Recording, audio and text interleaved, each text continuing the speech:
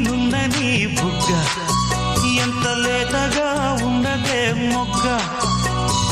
అబ్బని తీయని దెబ్బ ఎంత కమ్మగా ఉంది రోయప్ప వయ్యారాల